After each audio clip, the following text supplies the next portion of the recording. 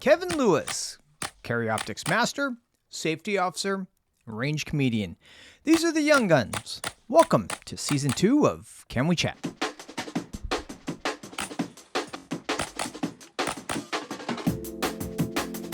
This podcast was sponsored by Viking Speed Sauce. For your gun, goes on dry, silky sliding, insane performance. Available on our website, speedkingsteam.com, and at the LAX store in Huntington Beach. Try a dab for yourself. What turns you on? What is going on? My name is Paul G., Chief Safety Officer for the IDPA. This channel will help you clarify IDPA rules, shooting techniques, and inform you of the newest gear and what's going on in the shooting community. If you're new here, consider subscribing. Joining me today is carry optic master Kevin Lewis. Well, thank you very much for ferrying the traffic, man. That must have been a nightmare. Oh, coming out here. Yeah, Orange County at 5 p.m. Okay. I think I was asking a little too much from you, but thank you very much for doing that. I'm glad you're here. Yeah, I'm looking forward to it. And I just became a safety officer. Congratulations. Thank you for doing that. Yeah. For you guys that are beginning your process on that stuff, please stay to it because we definitely need good people like Kevin here. Thank you very much for becoming a safety officer. Any future for work or volunteering? Any matches coming up soon? I'm going to be with you at the Bakersfield match. Oh, 5 dogs? Yeah. Oh, no. Will you be assisting my bae? Do you know, I don't know where I'm going to be assigned, but we are squatted together now, so we will be shooting that match together. Oh my gosh, we have company. Yeah. What are you shooting? I'm undecided. Oh no! So Kevin is a carry optics master. He's up and coming. He caught my eye. You and your brother were just handing it to each other every day or every match. I thought that was the most entertaining thing I've ever seen. But you actually started handing problems back to your brother, though. You're actually standing on your own. Yeah. Top of the leaderboard these days. I actually quit playing video games and started dry firing, and I've closed the gap between me and Aaron. Is that where it all started? Was video games or like a VR, or how'd you get into shooting guns? So as a kid growing up, we were around guns, not pistols. Okay. I don't think I ever shot a pistol until I bought my Glock 17. Oh, but but we had a 22 rifle shotguns. We would go out, throw clay pigeons and shoot them. So very cool. We did that with our dad and hunting, sporting type of things. No hunting. Okay. Just we would just drive out to the mountains. There was an area kind of close to us, and just shoot at stuff. Plink away. Yeah. Oh, very nice. What type of 22 do you have? I actually don't know. It was a rifle passed down from his dad to him. So, a nice... vintage. Yeah, vintage very 22 cool. Rifle. It was for target shooting. Do you like shotguns and 22s or? Oh, I love 22s. You don't like shotguns? I'll go out and shoot it sometimes. Yeah. It's actually been a while, but I think for me, I like more of the plinking and having fun with that. What type? So were they all specifically for trap or? Just... there's I think a 12 gauge pump, and then we also had a break action. So kind of just, again, just I think what got passed down to my dad from his dad. Yeah. Some very old guns. So you were shooting, apparently it's a CZ. Yeah, I didn't shoot that Glock too much in IDPA. What's wrong with the Glock in competition, you think? For me, it's just ergonomics. You know what? Because I couldn't get the sights on it, and it's so canted and so forth, right? And I never could. It wasn't natural for me, and I think it's either you are or you don't, right? I'm more of a 1911. Apparently, you are as well.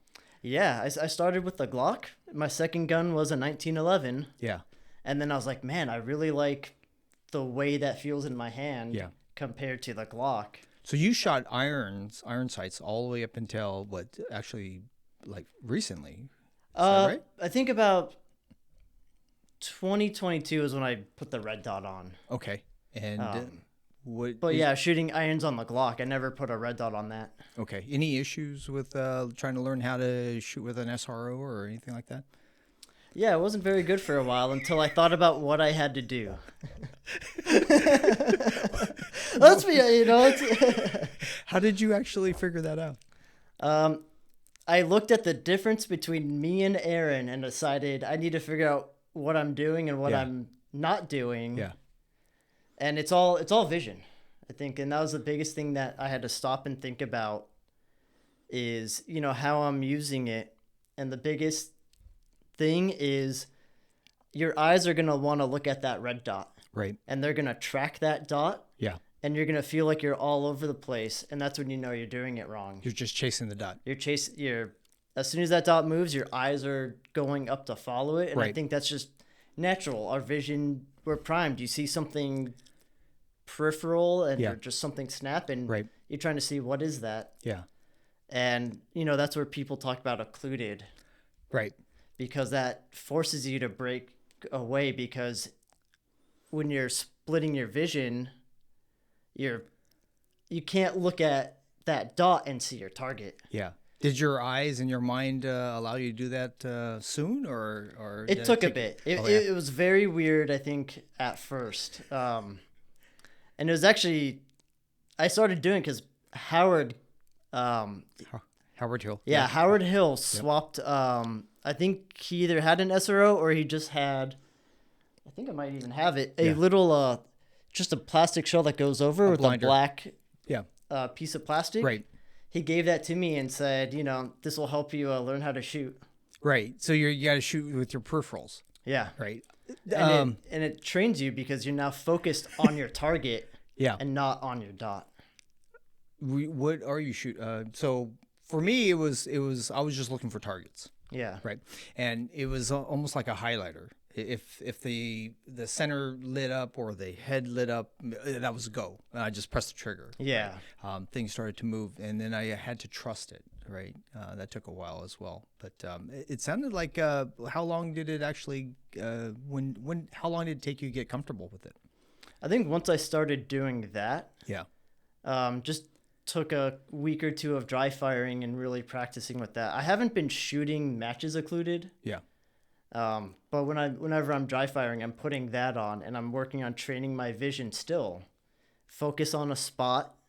And like you said, once I see that dot on that spot, that's when I go. Right. So you're venturing forward with all kinds of optics now. You're actually moving into guns now, or rifles, right? Yeah, for fun. I like to shoot every gun I own a couple times a year. What got you to get a Ruger? I actually got that before I was even in competitive shooting. That was... Oh, really? Yeah. So I bought that as just a little, going back, I like to plink. Right. Oh, okay. So they were actually having a sale at one time at Turner's, right, with Rugers, and they couldn't get them fast enough, right? Yeah. So they were like under $500, I believe, and a lot of people were getting them. Yeah. I started noticing that they were so heavy. That's the first thing that I noticed, right? Not only were, when you start moving around, and weight with PCC is pretty serious because when you throw the gun around, right, it starts to hit you, especially in the face, right? So I started getting bruises and stuff, and I'm like, I had enough with the Ruger thing, right? And I think the faster guys, the competitive guys, they actually changed the barrels to be shorter and lighter, right? In order, because I believe it's barrel heavy. Yes, especially depending on what you have. I have the one with the M-LOK aluminum shroud. It does add additional weight, and that is a lot of forward weight on that end of the barrel. Was it just random, or was it something you specifically wanted? Because I walked into the store and I saw it on sale, and I was like, that looks like a fun toy to, pick up and go shoot at 25-yard targets. Are you serious? Yeah. Because then you actually brought it out to IDPA. It was actually the last match. And, and you were in 7 and I was in 6. So I came up and I'm like, is that Kevin? I'm like, is he shooting a rifle? Yeah. the whole team was actually sitting around going, "Oh my God!" We were Yeah. all fascinated watching you shoot, and the thing looked like a tank. Oh yeah.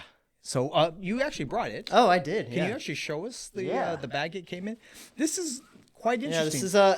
This is a little bag I found. It's for Ruger. Yeah. It's a takedown, so it's sized. You can split. So it's not technically a concealed carry bag, but it's definitely a. Well, I don't know if it's considered concealed carry if it's partially assembled. Okay, all right.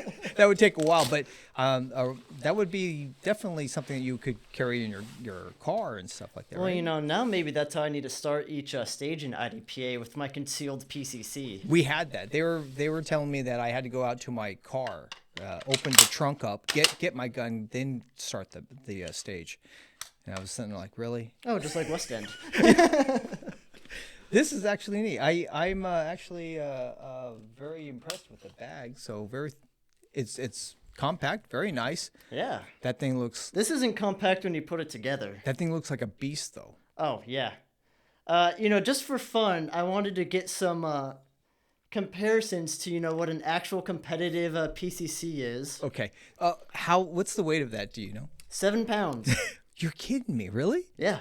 Because I noticed that a lot of the race PCCs are under 5. Yeah. Yeah. So and they're in the weight is in the right place. Yeah, and you know, not to brag, but mine's also 3 inches longer. It's not the size that matters, man. It's not. Very nice. I really like. You know, it actually kind of reminds me of like an M. What is it? M4? M1.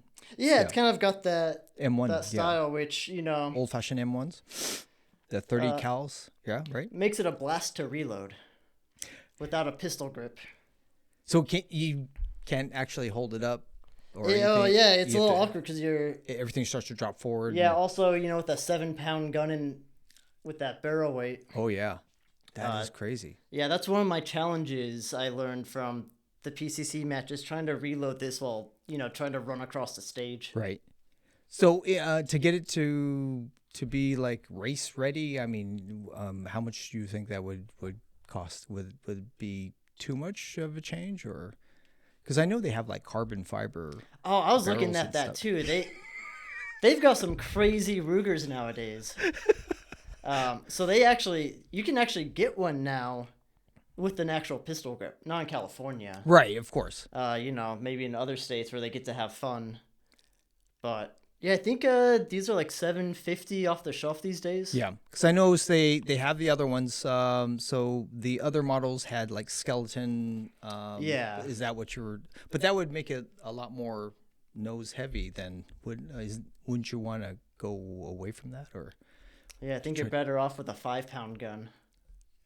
But I'm you know, telling you. I do like the.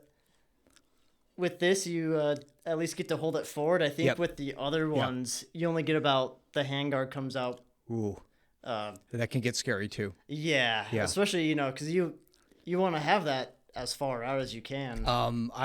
So that's just like the key, I would have to say. Yeah. Right? Because it takes your firearm, or the PCC, and it pulls it back into you, and that's what stabilizes the whole platform, right? So, is that what you were learning when you were shooting the last match? Well, what I really learned is with my you know very nice $50 Bushnell optic. As you can see, it's not on a riser. So I can't even put my thumb over the top without You're blocking kidding my... me. I was gonna say the good thing is that you don't have a mechanical holdover, right? Well, I mean, it's not a big one. Yeah, right? it's not a big one. But the bad thing is that your thumb will get in the way. It's my occlusion. Yeah. Okay. Lovely. But it's you're that close. You're pointing and shooting, anyways, right? Yeah. Yeah. Well, you know, I my optic went off a few times anyway, so I was pointing and shooting. Oh, what type of battery is it? 1, 2, 3s? Or? So the fun part is, Yeah. the battery cap is also on a very stiff and hard to turn dial. So as you turn it on, the battery cap loosens, and then as you shoot, it starts. You know, Right. battery gets knocked out. So you're already seeing the flaws in competition shooting already. Yeah, if it's fun to shoot, Yeah. but I don't think you're gonna be competitive with this optic on it. But it's a good time though. Oh, it's so fun. Yeah. Would you go with a bigger optic or something like a SRO, or would you go with something a little bit bigger than that? Or Yeah, I think if you're gonna do it right, like a Hollow Sun 510, right. that's Yeah. what I was looking at. But I'm gonna stick with this just for the laughs. But it was a good time though, right? Oh yeah. Yeah. Did you notice that you were able to shoot faster than this, or was this actually faster than the Ruger? I think about the same. I'm so unfamiliar with shooting the Okay. PCC, Right. and movement and getting around it's very different. It's weird to be throwing around a long rifle, especially coming up to a hard lean and trying to get around that with a rifle compared to a pistol. Left side. Yeah, I double mic'd a target on Sunday on the left side. Because you thought you were over enough, but It was a hard lean, and I thought, I'll try swapping shoulders and see how it goes. oh, how tricky. Yeah, and that's where the mechanical offset I think really got me. Okay. Well, not only trying to fire it from my left shoulder from the Right. first time, but Right. also looking at it at an angle with my. Were you actually using your left eye, or are you using? I tried. It just sat there and went, oh yeah, this doesn't look good. Yeah, I didn't get the non-threat next to it though. I don't know where the rounds went. Yeah. But you just don't know it didn't go in the non-threat. Yeah, it didn't Yeah. go in the non-threat, didn't go in the wall, so I figured that's a cares? win. That is insane. That is well. Thank you very much for bringing that. Yeah. I mean, that's awesome. One of our so Robert Jones started out with the Ruger. I kept on asking him why, and he sat there and he goes, "I'm going to make this a race ready gun." I'm like, okay, but I think he almost paid almost like a second gun in order just to get it to for weight and to maneuverability, and he still. It was there was a lot to do with that stuff, but but obviously you prefer still the carry optics, Yeah, right? but I'm gonna try to get master with my stock Ruger and my Bushnell optic. But when you go out to compete and stuff like that, I mean, is that all you're just thinking about? Is just having a great time? Oh yeah, I think you've seen some of my shenanigans out there. Every time I walk up, I sound like, what the hell did he do next? I mean, you were actually people started talking about it that you were actually doing groin shots. Yeah. I don't even know where you would get the extra rounds to do a groin shot, but you do. Sometimes you just make do with what you have. You were getting that fast in order to do extracurricular shots. Yeah. That is crazy, man. It actually started with headshots. Okay. When I came out and we were shooting 1911s, Yeah. we were anytime we had the opportunity to, maybe we had to start from retention or you had a target within 1 to 2 feet. Yeah. We were going and doing headshots. And I even did that with even the 9, but you learn after a while when you put that gun up to the cardboard head, up against it, Right. you blast that head off. And where are you going to put your second shot? Right. The other head. So that's where that started. And then now anytime I get an opportunity to throw some extra rounds, especially when you've got the PCC loaded with plenty of extra rounds. But it was so fluid and automatic for you, right? Yeah. I was actually one of the guys. I was sitting there, all right, let's see this happen, and it was fluid, like it was almost like a makeup shot, right? Yeah. But I sat there and went, oh my god, that was fast. Yeah. So I think last weekend there's that one with retention. Yeah. I think I did my 2 retention shots. Yeah. And then 1 in the head and 3 in each groin. For me, I need that time to turn around and run like hell, right? But for you, for some reason or other, you always find the speed and you're able to get through that. It's just being young Yeah, that helps a lot. Yeah, we're the old guys are definitely jealous. Like I can definitely hear that going through. Yeah. What so five dogs is next. Where are you doing any other like larger? Are you going to nationals or are you going to do anything else with? We're doing a few USPSA majors and Okay. another IDPA one. So Areas and stuff right like that? before Five Dogs, we're going out to Utah to do the Barry's Red Rock Rumble. Yes. 2 day, I think it's 15 stages. Yes. That'll be my second USPSA major, so that'll be a fun and I think very challenging trying to do that many stages. So I shot that a couple times. Utah is they have it was just like Arizona, right? The Border Patrol guys, they just have guys, insane guys that can shoot. So I went out there and I was just there for the banquet. Yeah. So because it definitely was, I wasn't even close. I got in there and I started shooting stuff like, and there were guys out there just killing me. Yeah. Right? So I just had to just go ahead and just try to have a good time. So, but yeah, that was just a whole different type of shooting. Yeah, I think it'll be a really good learning experience, and especially there because that is where they do race gun nationals. Yes. So I'm sure those will be some great stages. Besides that they the range is huge, Yeah. right? So, but I always see you at Oh Shoot. Yeah. So we shoot USPSA every once in a while. I started getting out there just to try to figure out how to find some more speed because you get complacent and you're just shooting for accuracy all the time. You got to kind of mix that up and add speed. So, but you prefer USPSA over IDPA or I like them both. Yeah. They're two different sports, and I think you have to think about what you're trying to accomplish in them differently. Absolutely. Well said. I just like to shoot. Yeah. So I love going out and doing either one, and I like IDPA. It is a lower round count. Yeah. And that's why I like bringing out all of my other guns where I don't have to feel like I, need to be shooting a 32 round stage multiple times with my Glock 17 or especially not my 1911, not when 45 is 50 cents a round. Right. Back in the day when I first started shooting USPSA, I had a revolver and I went to shoot it one time and I said, no, I'm not going to do that ever again. Right. I sat there. I'm like, yeah, you can't shoot a stage in 20 minutes, right? So I just sat there. I'm like, yeah, this is just too much stupidness. Right? Yeah, unless you love to reload. No, man. But it definitely gives you practice. Yeah. Right. Gets you proficient. But I always found out that the faster the gun, the better off you are. And so I went to the STI, and then Carry Optics, right, and then PCC. And I think USPSA is best suited for PCC or open guns, right? Because it's so damn fast, right? Well, the shooters at least, right? So, but that was always a good time. So you always shoot. You're shooting an awful lot. I see. Yeah, lately.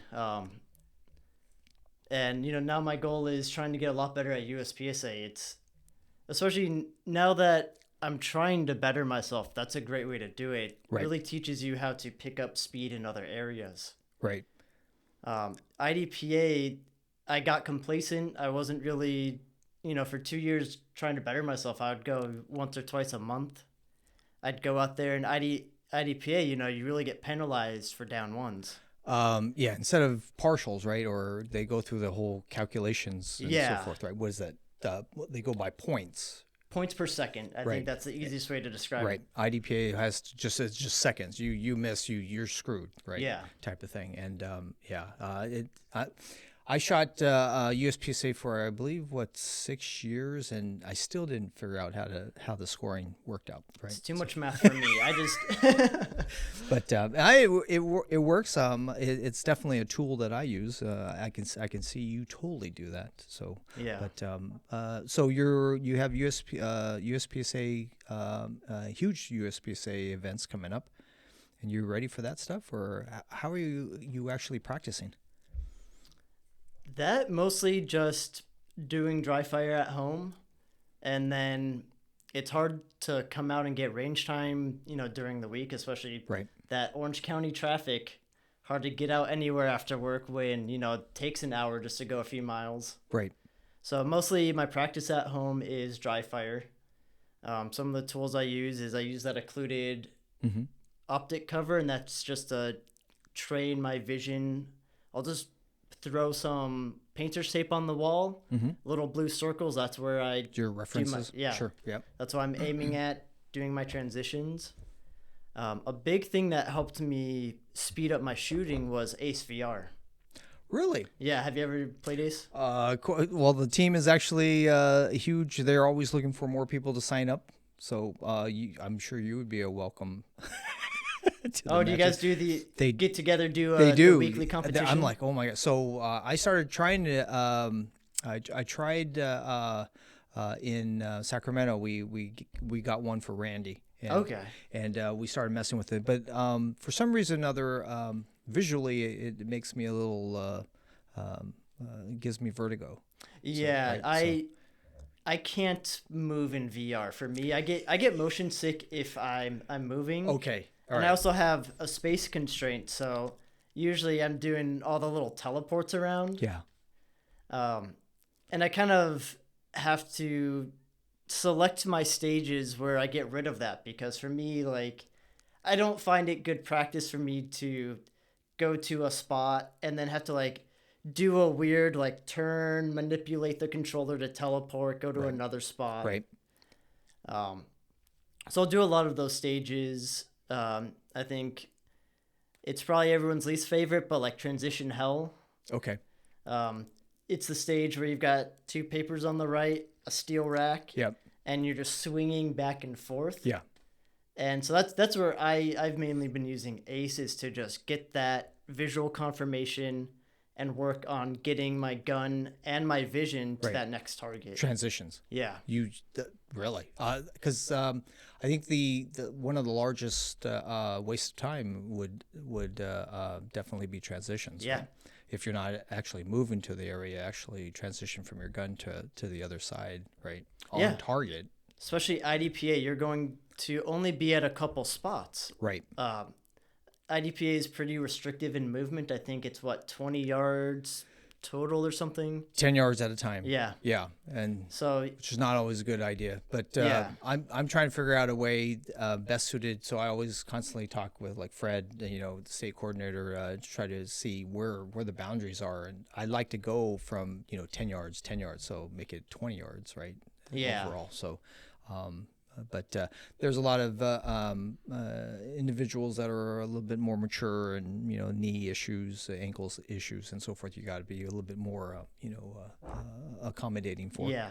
So I have to be a little sympathetic for that. But other than that, yeah, I'd love to get you to run as far as I can get you to run. Yeah. Right? Yeah. So you've got that IDPA match design constraint.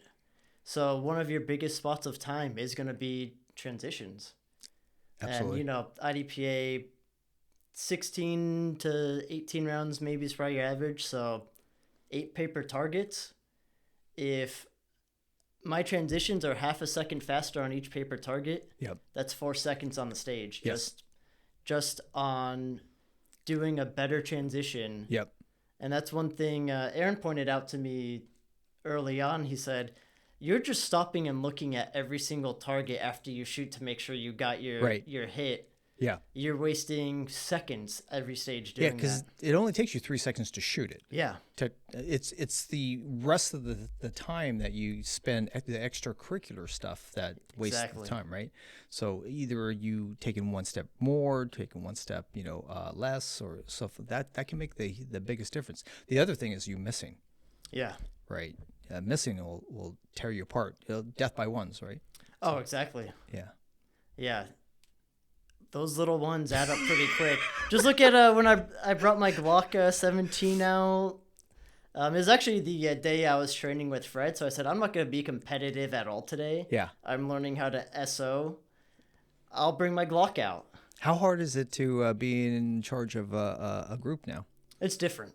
It's Because before you were just following, right? Yeah. You were just one of the crowd, but it was a lot more fun, right? But now it's a little bit more responsibility and. Yeah, it's definitely.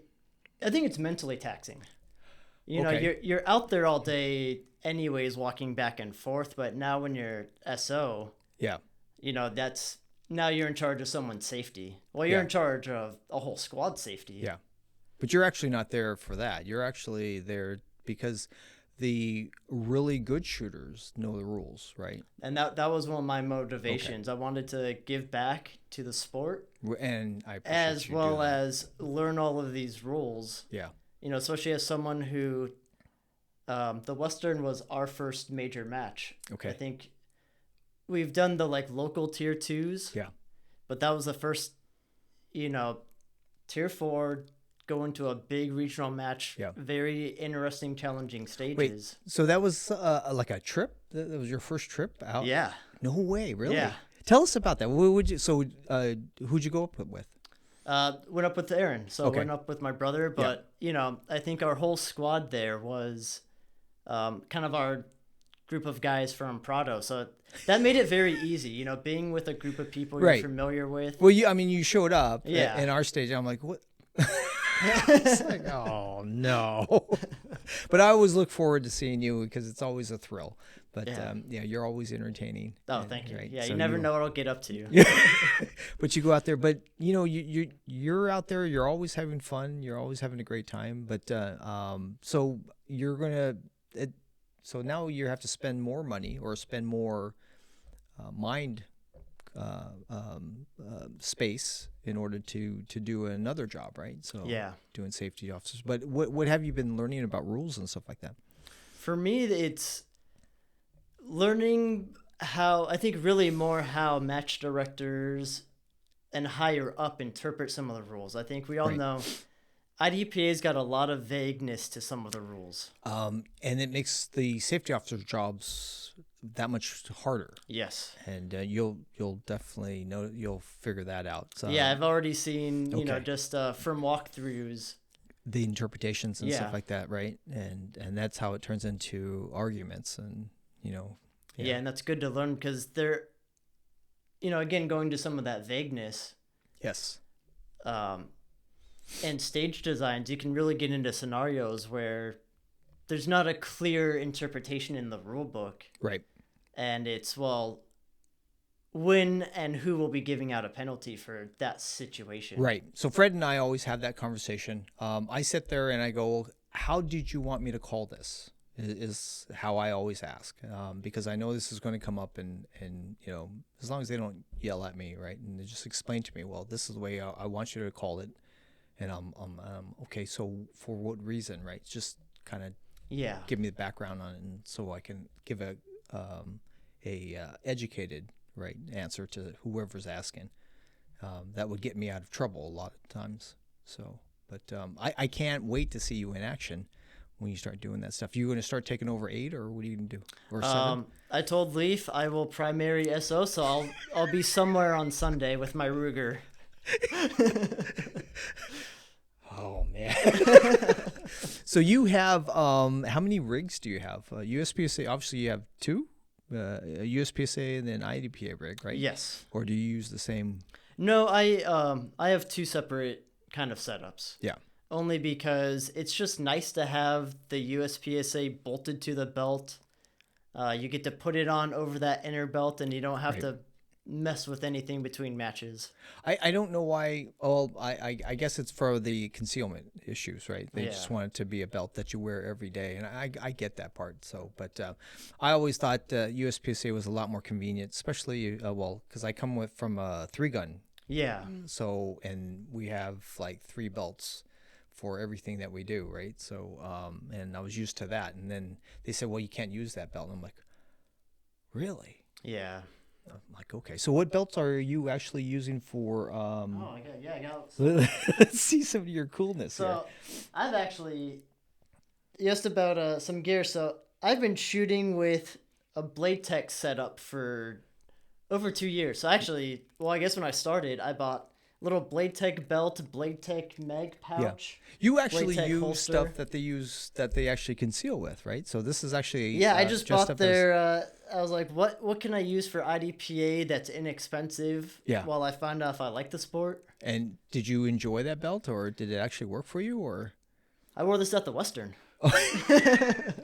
Did it work out for you, or? Yeah. I've recently swapped things around just because I wanted a little bit thicker and stiffer of a belt. Okay. So Now with, latex, this belt looks, or the buckle looks familiar. Is this next belt? Oh, it is a next belt. The buckle. Yeah, yeah. So it's, a yeah, it's a ratchet. little, yeah, it's a It's a little ratchet. ratchet belt.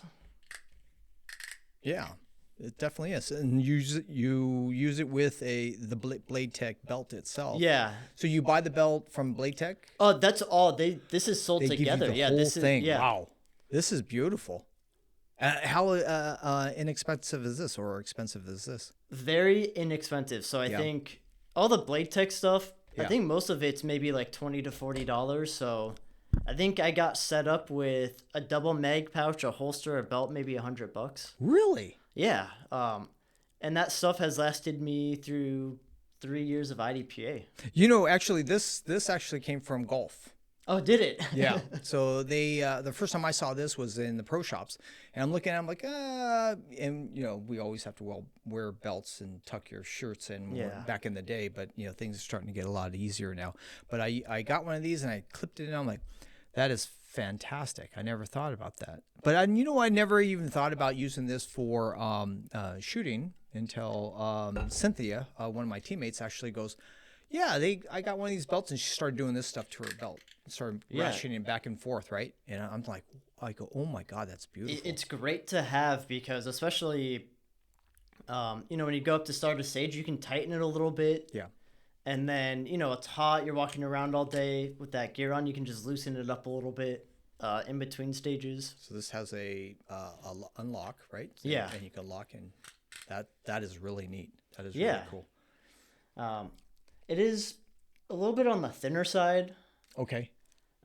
Is it still sturdy? Is it? It is sturdy. Okay. And so the gun won't move, or the mags. That's one of the reasons I've started to move away from it is especially when using something like a steel frame gun that's at the Yes. a half ounce away from the limit. Oh, well, mine's even closer, so I don't Yeah. know what your problem is. It does flex a bit. Oh, it does. So that, you know, that kind of gun even with their tech lock mount, I Right. was getting a little flex with that barrel pointed. So the holsters have to be pretty rigid then. Well, even with it, It still moves. the belt flexes Okay. with the weight, so it would kind of cant towards my leg. Okay. Oh, And with yeah, that's not good. with one of the other guns I owned, I decided I wanted something a little bit stiffer that kept that pointed away from my leg. It's not a SIG, is it? It may or may not be. You know have you heard that they're having issues with a M18 and stuff like that? I've heard mention of it every now and then. You know, What do you think about stuff like that? I just wish they would own up and someone could get the info out on what's going on. Let's but, just fix this and get Yeah. through this before somebody really gets hurt, right? I'm sure they don't want to say anything because that opens them to lawsuits. yeah. But Well, there's, somebody already got really, I mean, multiple times. I Yeah. think. but they could have stopped this a long time ago. Yeah. I mean, they already released the gun the first time with a drop safety issue. Okay. Did a voluntary recall. Yeah. And I think, you know, everyone thought, oh, you know, newer models are perfectly okay. And you didn't hear about issues for a bit, but You know, because I just got the 365, right? And I'm like, oh man, now is that another set of issues? But I Well, haven't had any issues yet. So I haven't heard issues with the 365. It is a different FCU and different parts. all right, and that's what I was assured by. Viking was telling me about this stuff. Maybe I'm like, be okay. careful where it's pointed, but I think you're safe with. I think that's a very always. common. I think everyone I know carries a 365. Right. And well, you know, Sega put in their manual now. The best way to carry is without one in the chamber. Okay. Um, Okay. It's like having a race car without gas. Right? oh yeah. I'm just saying. But so, what are you using for your USPSA stuff? So this is I got the. Oh my God. Yeah, have you seen one of You these? got a lot of hardware. Yeah. So is it as comfortable as they say it is? It works very well. I was kind of uncertain. I was like, Yeah. oh, you kind of see this belt doing weird things. Like, is that is that really gonna be comfortable? Right. It's like a bicycle chain. Yeah, it's awesome. I think Really? with the plastic links, Yeah.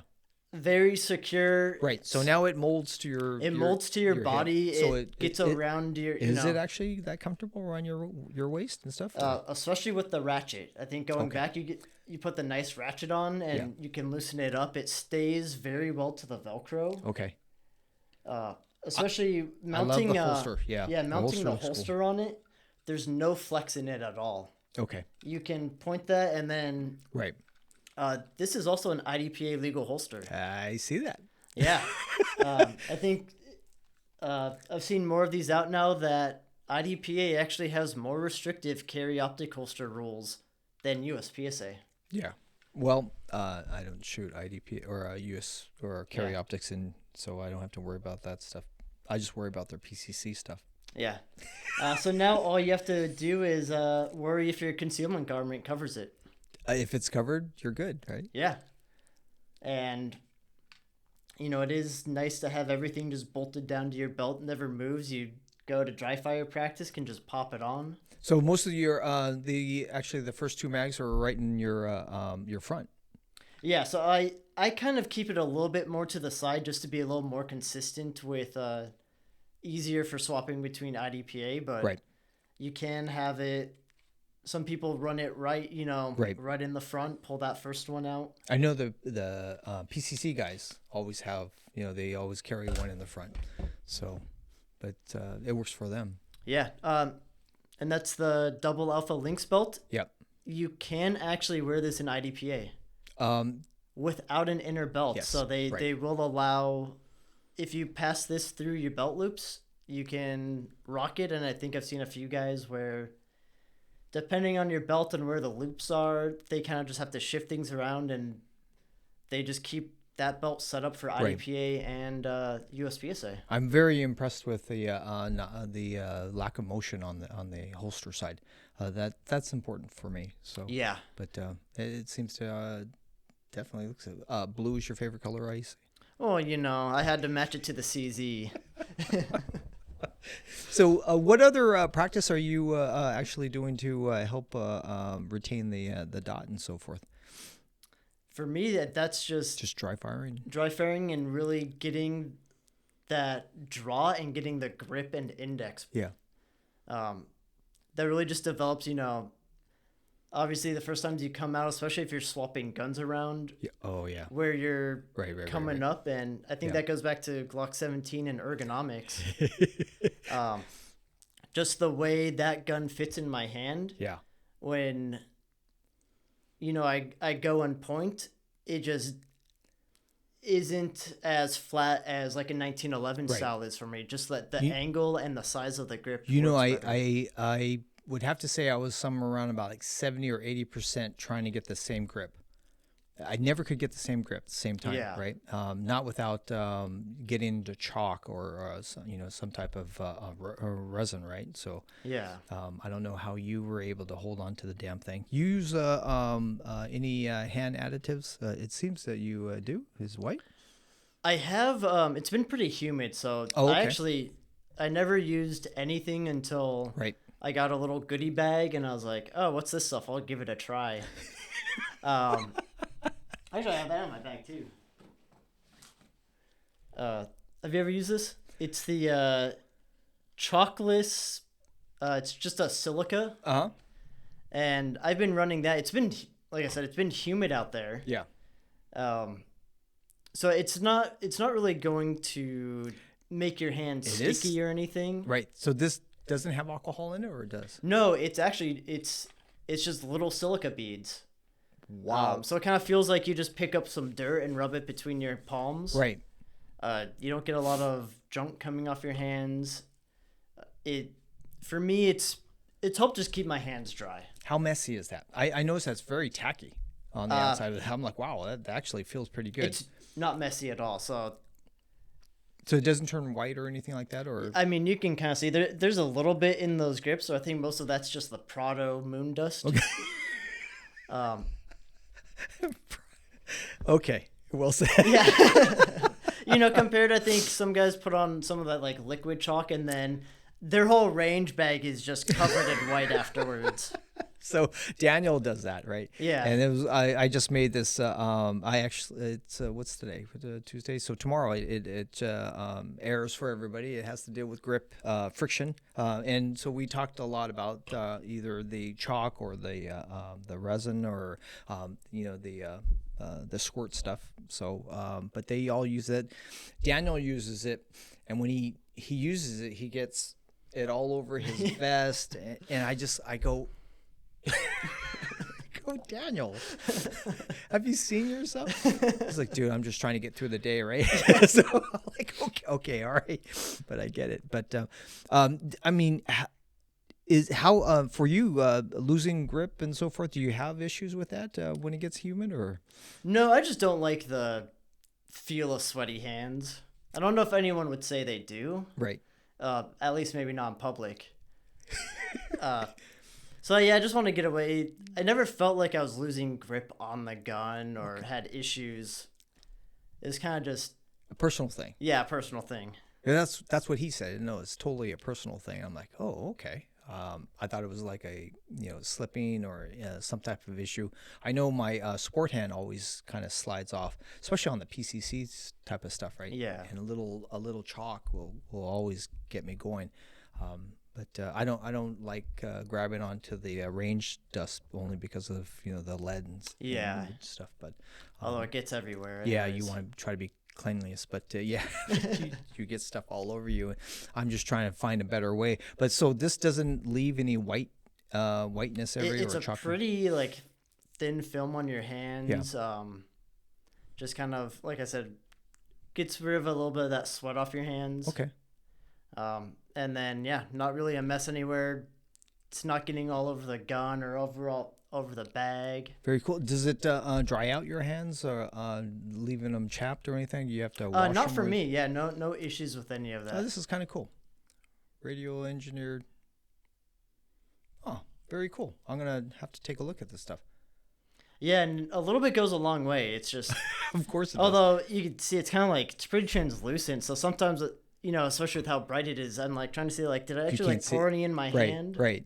You do you do this before you ever before the stage?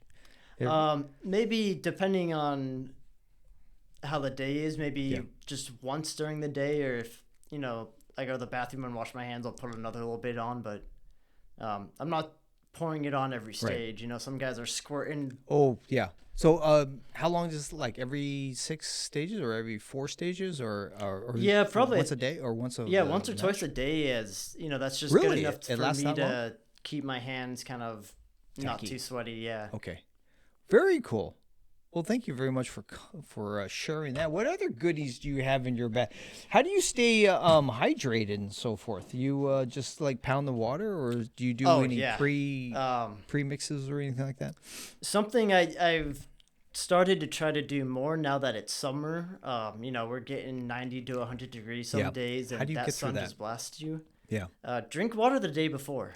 Yes. That's the big thing. Right, because if you're thirsty, it's too late. Yeah. Yeah. It's hard to catch up to dehydration Absolutely.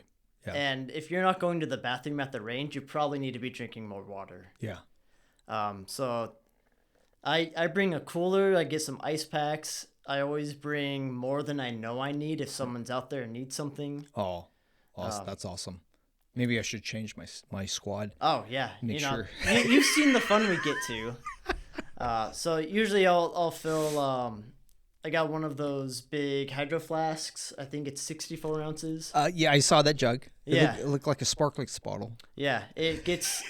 I drink out of that until I see that the mouthpiece is covered in dust. No matter what I do, I even keep it in a bag. Do you really drink that much water? Yeah.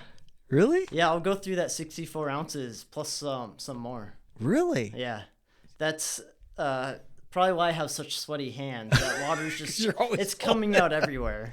So I noticed your brother carries this huge tractor of wagon thing. Yeah. Do you have one of those as well, or no? I just have a cheap Costco cart. Oh, thank God. What does he have in his box? Oh, everything. Really? Yeah. Does he need everything? He keeps his water in there. Okay. He's got, everything you might need during the day. He's got a little med bag in there. Yeah. Ammo, extra ammo. I don't know if he brings an extra gun most of the matches. I usually have a full set of equipment in my bag. That's always a smart thing, don't you think? You ever have a gun go down? Oh, yeah. Really? Yeah. You're that hard on your stuff? Well, you know, sometimes you buy the wrong company's product and their optic plate screw shears in half on a stage. You sound like you know that from experience. Yeah. Sometimes you like to tinker with your gun, and for some reason, halfway through the day, the trigger stops resetting because you're like, what's the limit of my trigger reset screw that I can get it to? And you found out? I'm not saying personally that's happened Somebody to me. told Just, you? you know, happened to a friend. Right. On a CZ. That was the first time I went to go and shoot USPSA. That was my problem. I just had my gun cleaned. Viking cleaned it, and my trigger reset screw it backed out, and I'm like, oh man, and I didn't even know this. And so he goes, oh no, you could have just fixed it like this, and I'm like, I could have done that on the range, right? And I'm like, oh, so I had to leave that one day, but we got through that stuff. You recommend big ass wagons for new shooters and so forth? Carry all their I think water? it's worth it. I mean, I think I got mine at Costco for like $50-$60 maybe. They're pretty cheap. Yeah. And like I said, if you want to bring, especially hot days, bring a lot of water. Yeah. I see some guys, they only carry maybe one bottle because they don't want to lug it around all day. Yeah. Especially if they're carrying all their stuff, right? Yeah. And that's why we have wagons and so forth, right? And you know, I'm lazy and I don't want to be lugging around. I did that for a while. I did that for like a year, like my bag with 2 sets of equipment, ammo, carrying around a separate like cooler. Right. And then I walked into Costco. I was like, oh, that's perfect. It folds up in the car. Wait, your brother wouldn't hump any of your stuff for you? No. I'm pretty sure he would throw ammo in my bag when it got too hot to do it. No. What the hell's wrong with you? You work out or anything like that to work on your like movements and stuff like that? What do you do to practice movement? That's what I'm trying to do more that I'm getting into USPSA is the better shooters. Movement is such a way to improve your stage time. Oh, yeah. There's so many inefficiencies you can get. And you know, you get complacent in IDPA with some of that. I'm trying to fix that part, and you'll start to notice a lot bigger changes going on as far as movement's concerned. So I apologize for that stuff, but so movement is, I mean, trying to practice movement. Well, first of all, it's monotonous. Second of all, yes. I mean, it doesn't feel very good. Oh, never. So especially, you know, it's summer, it's hot, you know, trying to do sprints or something. Not a fun time. And I think, you know, you don't have to be pushing that part of it. Yeah. You know, obviously, the faster you run, the faster it is. Right. But there's a lot of spaces is just seeing and recording yourself and how you're getting into position and out of it. Absolutely. Absolutely. All those little things add up.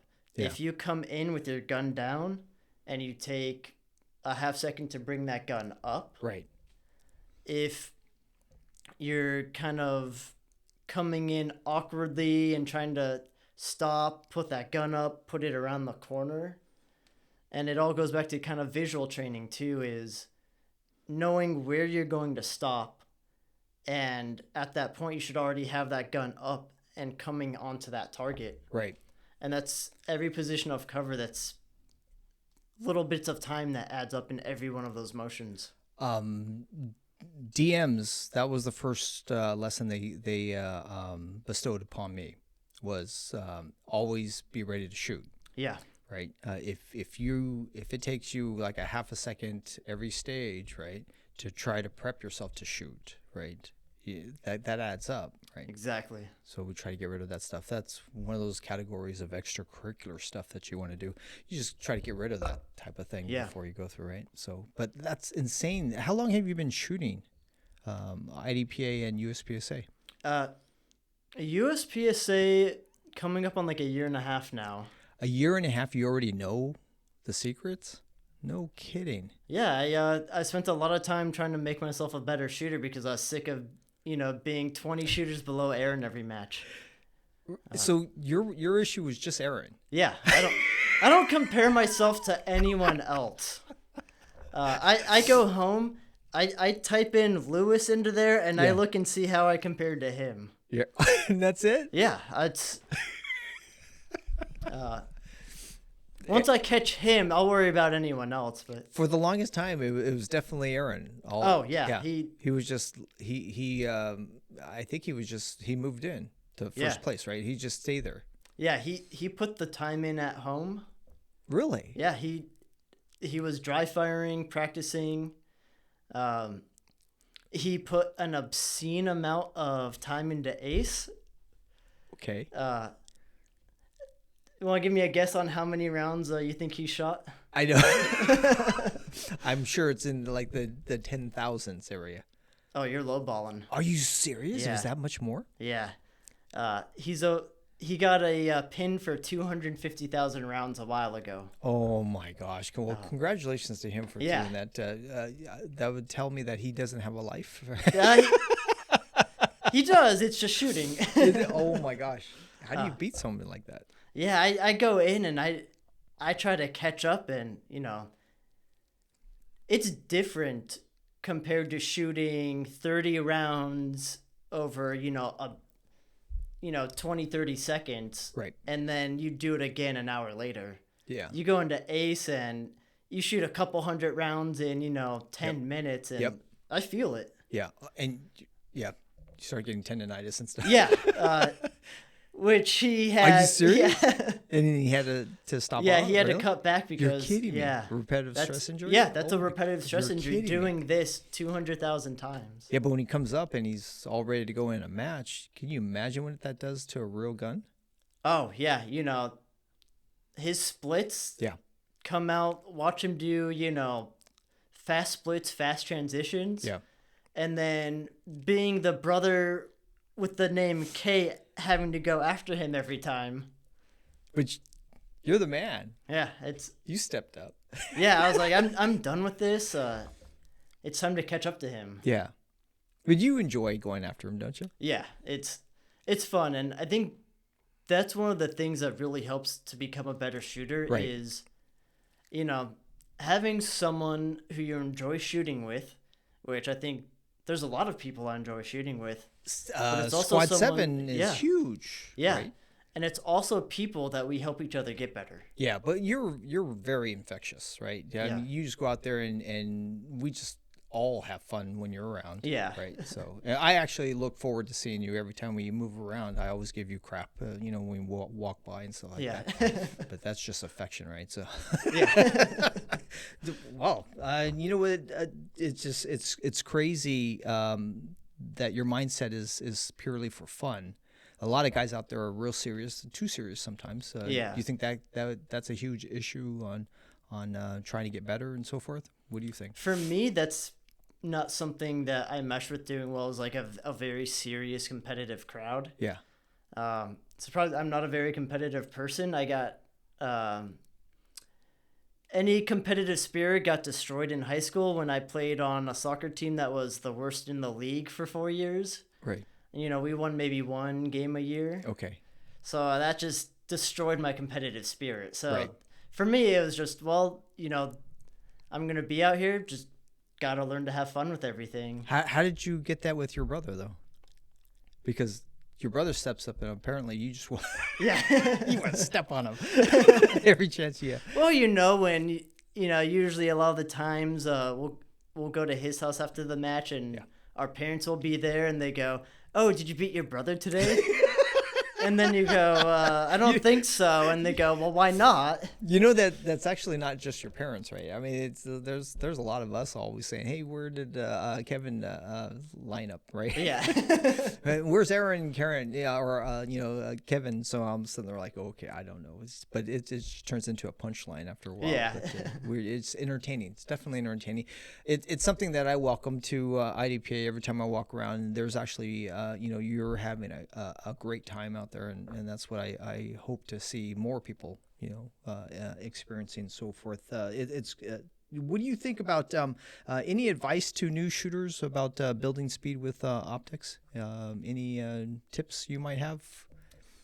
Spend the time dry firing. Really? That helps you find the dot faster and... Yeah, because if you're looking for the dot, you haven't been practicing enough. Okay, well said. No, and it doesn't take a lot of time. And that's something I had to tell myself is I just got to put 10, 15 minutes in a day. Okay. Doing that draw, getting that gun up on that target. And you don't even have to pull the trigger. Just getting it and training that transition back and forth. Yeah. And then I mix it with ace. So I always like to do dry fire with my pistol after playing ace. Right. And I think one of my challenges with ace is I have to stop myself from treating it like a video game. It gets you with that, oh, I got to get the high score. I got to be the fastest. Right. And then you get sloppy because... Okay. All right. Then it just becomes... There's no recoil. There's nothing. Right. It's just I could point here and just pull as fast as I can pull my finger, or you kind of try to like, oh, how can I cheat this stage? But that's not your goal for. No, for me, I'm training to shoot how I would my gun in real life. Yeah. Especially if I got a 20-yard target. Yeah. In ace, I could just pull my finger twice real quick and I'll get two alphas on it. Right. If I come out to IDPA and have a 20-yard target, I'm making sure I get 2 good hits. A 3, you pull it up and you don't get that dot back on and you get a -3 on it. Yeah. 3 seconds is huge. Yes. Spending a half second to get a 0 is a lot better than even a 1 or a 3. Well said. Oh, well, it's definitely in your class, right? Your company you keep, that'll take you out of it. Yeah. Yeah, 3 seconds. Death by ones. Thank you very much for sharing with us. That was actually quite cool. But a special shout out to our channel membership. This is your support, busy at work. Please consider being a part of our shooting community, building relationships around safe gun practice and IDPA competition. My name is Paul G, and this is Kevin Lewis. Please be safe, and we shall see you on the range. Like, share, subscribe. Oh, I totally forgot. I brought my IDPA concealment garment.